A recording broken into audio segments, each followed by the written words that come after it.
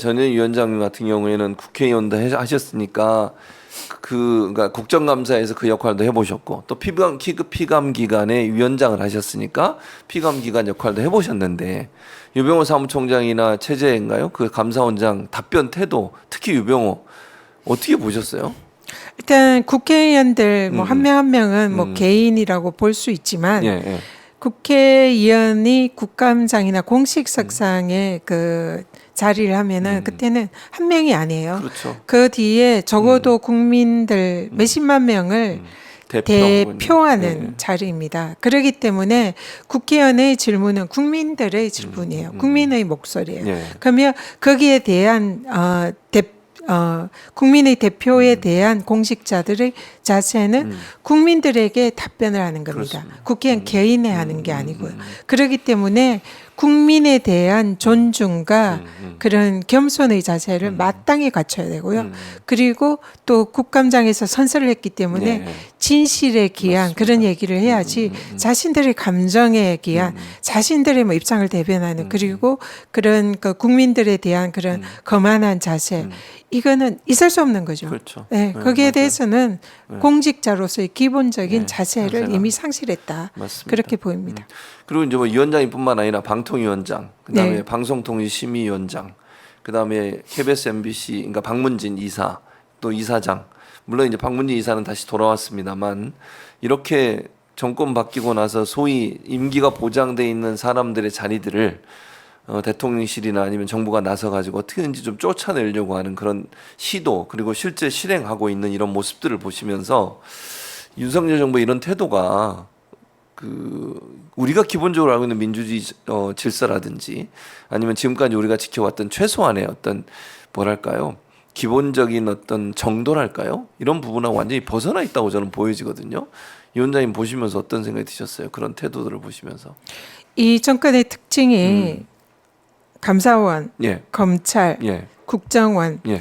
이런 권력 기관을 동원해서 뭐 이 자신들의 권력을 유지하는 그런 양상을 띠고 있잖아요. 그렇습니다. 그리고 지난 문재인 정권 인사들 탄압 예, 그리고 현재 뭐 이재명 대표를 비롯한 야당 인사들의 탄압 그렇게 하면서 정권의 뭐 정당성과 그런 걸 이제 권력을 유지를 하는 양상인데요. 예. 뭐 최근에 뭐 국정원도 어이없게 강서구청장 선거 맞아요. 직전에 예. 뭐 선관위 해킹 네, 의혹이 그 얘기 있다. 있었죠. 뭐 이런 식으로 하면서 이제 선관위원장을 또 조사해요. 네. 사전 투표에 뭔가 문제가 있다는 이런 식의 이제 화두를 던지는 이런 모습. 그러니까 권력 기관들이 다 공무원들, 공직자들인데 적극적으로 정치에 사실 개입하는 그런 양상을 보이고 있는 거죠. 저에 대한 뭐 또 방통위원장에 대한 감사원 감사 이런 걸 통해서 또 사퇴를 시키려고 하는 이런 것도 마찬가지고. 맞습니다. 근데 최근에 이제 보면 방금 우리 교수님 말씀하신 대로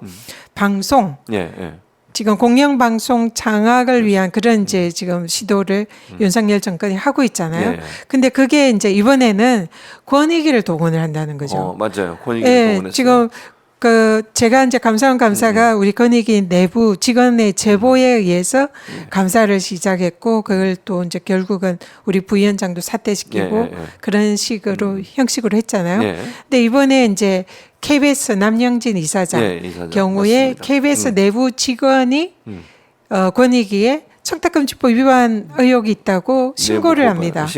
신고를 하고 그 신고에 따라서 권익위가 기다렸다는 듯이 한 바로 뭐 2, 3일 만에 맞아요. 바로 그 조사에 착수를 해요. 그것도 이례적인 거죠. 이례적이죠. 제가 권익위원장이 있을 때는 그런 게 굉장히 절차를 거쳐가지고 그 법에 따라서 신고자도 조사해야 되고 증거도 조사해야 되고 사실 여부를 확인을 해야 되고 피신고자 조사를 하기 위해서는 시간이 상당히 걸립니다. 법에 그런 식으로 규정이 돼 있어요. 근데 신고자 조사가 아니라 바로 피신고자 신고 들었다고 그것도 그냥 바로 현장에 가서 조사를 하는 거예요.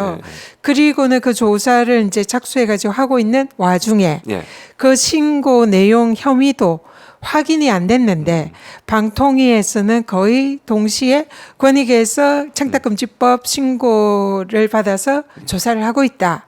그래서 이거는 KBS의 그 명예를 실추했다.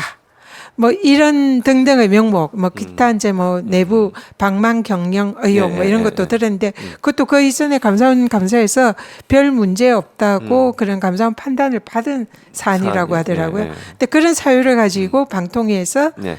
그 청문 절차 진행을 해서 그걸로 해임을 시킵니다. 그리고는 대통령은 바로 그를 재가를 하고요. 네, 네. 재가를 해서 네, 해임을 시켜버려요. 네. 그러니까 청탁금지법 위반 혐의는 전혀 확정이 되지 않고 건의에서 그렇죠. 그냥 조사하고 있는 네, 그런 시작을 한 정도예요. 건데. 예. 네. 그리고 이제 해임하고 난 뒤 한참 있다가 건의에서 아 이게 좀 위반 혐의가 있는 것 같으니까 대검에 수사 요청한다. 네. 대검에 수사 요청을 하더라도 건의가 이렇게 혐의 있다고 수사 요청한 것도 통상 범죄로 인정되는 게 법원에 최종 확인되는 게 한 50% 전후예요. 전체, 예. 그러니까 무조건 그 범죄로 확정이 되는 게 아닙니다. 그렇죠. 그러니까 지금 남영진 이사장의 경우에는 예. 대검에 수사 요청이 됐지만 아직 확정이 된 게 아니에요. 아니죠. 예. 그런데도 청탁금지법 위반 의혹이 있다는 혐의로 어쨌든 해임이 된 겁니다. 그러니까. 이 과정에서 권익위가 이용이 된 거죠. 그러네요. 그런데 또 이게 좀 어디서 본 것 같지 않아요? 늘 검찰이 하는 행동 아닙니까?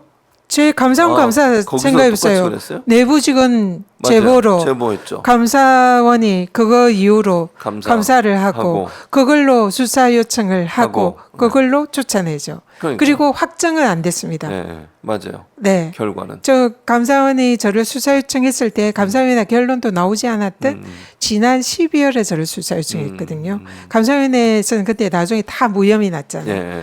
그러니까 기존에 수사 요청한 게 다 무고인 거죠. 그렇죠. 결론적으로 보면. 근데 똑같은 형식으로 남영진 KBS 이사장의 권익위가 동원이 돼서 그런 역할을 한 거예요. 그리고 또 이번에 예. 박문진 예, 박문진 이사. 권태선 이사장과 이사장. 예, 예. 또 그 이사님 이사, 한 번 맞아요. 두 분에 대해서 예. MBC 내부 직원이 또 권익위에 제보를 합니다. 예. 청탁금지법 위반 의혹이 있다고 신고를 해요.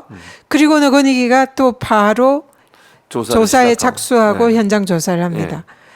그러면 지금 남영진 KBS 이사장과 똑같은 절차를 밟으면 그러네요. 예. 똑같이 해임을 그런 절차를 밟아서 하겠죠. 그렇죠.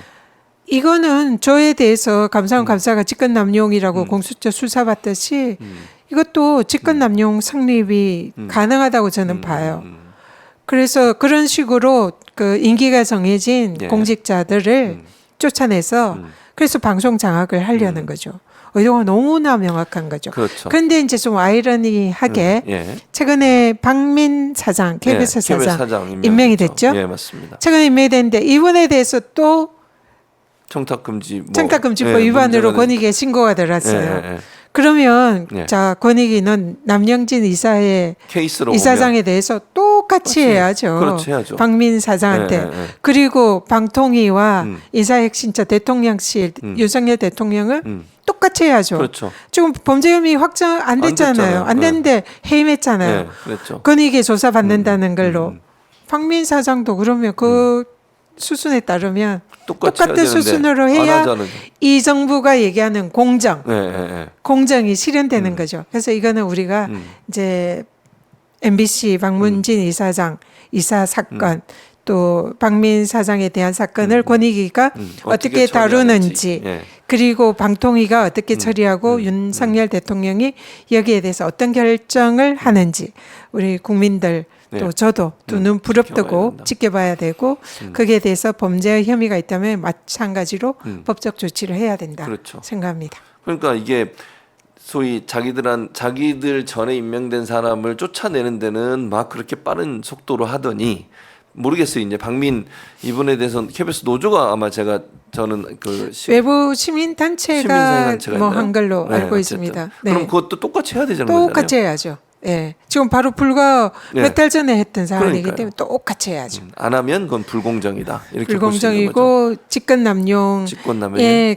이런 왜냐하면 블랙리스트 환경부 대법원 판결이 예, 있잖아요. 그렇죠. 이게 임기가 정해진 기관장을 예. 그때 환경부 감사를 통해서 사퇴를 시켰어요.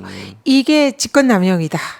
이렇게 대법원에서 판결을 해서 징역 2년에 확정 판결 내렸고 그 지시를 한 장관은 구속이 됐어요. 그래서 구속이 됐었죠. 구속이 됐고 그걸 수사한 예. 검사는 윤석열 검찰 사단의 지금 용산에 있는 예. 검사 중에 한 명. 명이 그 이 수사를 그걸 했고. 했습니다. 그래서 오. 윤석열 검찰 사단이 그 블랙리스트 대법원 판결을 했고 직권남용이라고 그렇게 기소했고 대법원이 확정 판결한 거예요. 그러니까요. 이 기준에 따르면 그래서 제가 감사원도 그 기준에 감사를 통해서 임기가 정해진 기관장 쫓아냈잖아요. 예.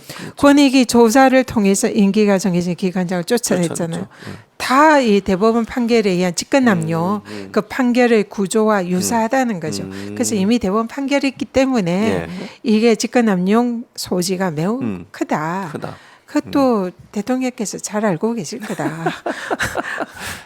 차곡차곡 쌓이는 것 같아요. 네, 그래서 뭐, 제가 네. 불화살 얘기하는 거예요. 네, 그들이 쏘았던 네. 화살이 그대로 불화살로 돌아간다. 그렇죠. 그래서 공정하게 내로남불식의 그런 그렇죠. 행정, 감찰권 예. 남용, 감사, 검찰권 남용 이런 걸 하지 마시라. 그렇죠. 이렇게 말씀드리는 근데 거예요. 할 것 같아요. 차곡차곡 쌓이니까 차곡차곡 책임을 쌓이면 져야지 이제 대가를 법적으로. 치러야죠. 당연하죠. 네. 저는 그렇게 봅니다.